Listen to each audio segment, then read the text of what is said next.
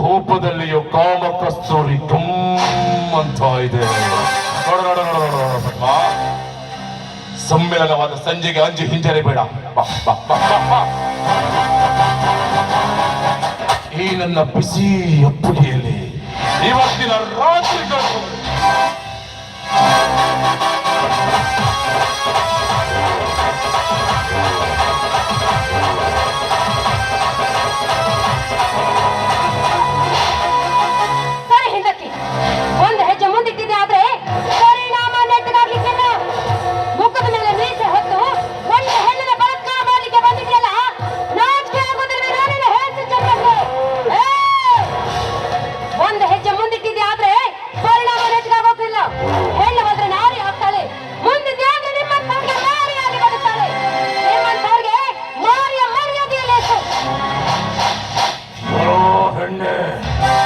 ಎಷ್ಟೇ ಪರಿಪರಿಯಾಗಿ ಬೇಡಿಕೊಂಡ್ರು ನನ್ನ ಮಾತಿಗೆ ಮರ್ಯಾದೆ ಇಲ್ವಾ? ಒಂದು ಗಂಡಿನ ಗಂಡಸಿನ ಮೀಸ ಬಗ್ಗೆ ಮಾತಾಡೋ ತನಕ ನೀನು ಬಂದ್ಯ. ಯಮನ ತುಂಬಿದ ಹೆಣ್ಣನ್ನು ಯಾವ ಗಂಡನ್ನು ನೋಡಿದ್ರೆ ಬಿಡ್ತಾನೆ?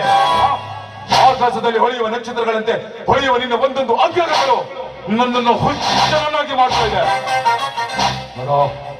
ನೀನು ಯಾವತ್ತಿದ್ರು ಈ ಪ್ರತಾಪನ ಮೀಸಲಿನ ಹಣ್ಣು.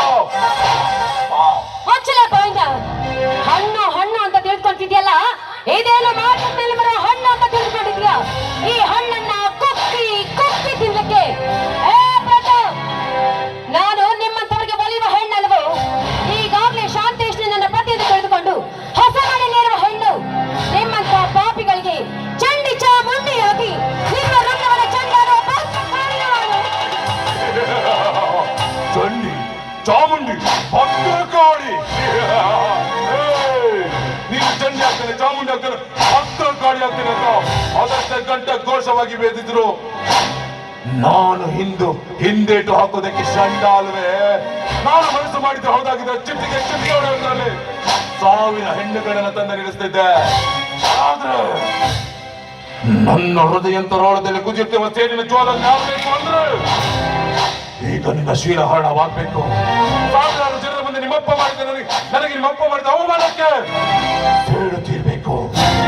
ಮರ್ಯಾದೆ ಶೂನ್ಯನಾಗಿ ನಿಮ್ಮಪ್ಪ ಬಂದು ನನ್ನ ಕಾಲು ಹೊಡ್ಕೊಳ್ಬೇಕು.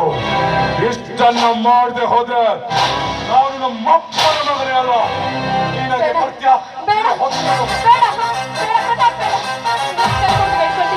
ನನ್ನ ಜೀವನವನ್ನ ಹಾಳು ಮಾಡಬೇಡ.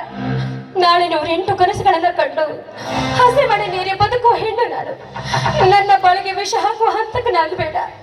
ನಿನ್ನ ತಂಗಿ ಅಂತ ತಿಳಿದುಕೊಂಡು ಬಿಟ್ಟು ಹೊಟ್ಟು ಹೋಗುವ. ಎಷ್ಟೇ ವಿನಯದಿಂದ ಬೇಡಿಕೊಂಡ್ರು ನಿನ್ನ ಮಾತಿಗೆ ಕರಗುವವನಲ್ಲ ಈ ಪ್ರತಾಪ. ಇವತ್ತಿನ ಈ ರಾತ್ರಿ ನನ್ನ ಕಾರ್ಯವನ್ನು ಸಾಧಿಸಿಕೊಳ್ಳದೆ ಹೋದರೆ ನನ್ನ ಸೇಡು ತೀರಲ್ಲ.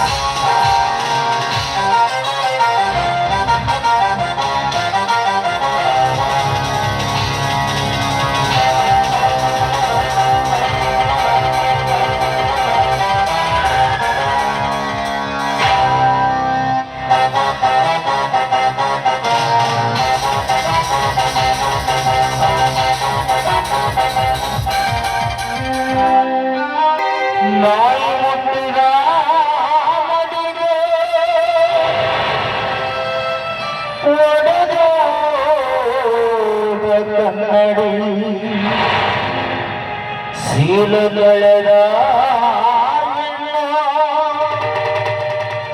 ಬದುಕಿದರು ಸತಂತೆ. ದೇವ್ರೆ, ನಾನೇನು ಅಪರಾಧ ಮಾಡಿದೆ ಅಂತ ನನಗೇನಂತೆ ಶಿಕ್ಷೆನ ಕೊಟ್ಟೆ ಅಪ್ಪ. ಏನಂತೆ ಶಿಕ್ಷೆನ ಕೊಟ್ಟೆ? ಶಾಂತೇಶ್ ನನ್ನ ಮನಸ್ಸಾರೆ ಇಷ್ಟಪಟ್ಟು ಅವನನ್ನ ಮದುವೆಯಾಗಿ ಅವನ ಜೊತೆ ಸಂಸಾರ ಮಾಡಬೇಕೆಂದು 108 ಕನಸುಗಳನ್ನ ಕಂಡೆ.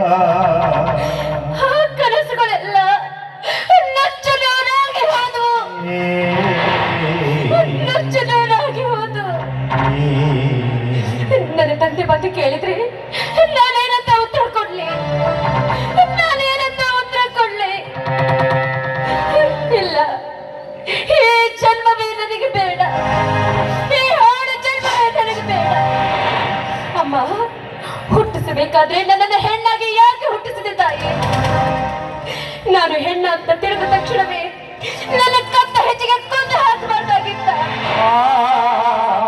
ಅದೇ ಗಂಡಾಗಿ ಹುಟ್ಟಿದ್ರೆ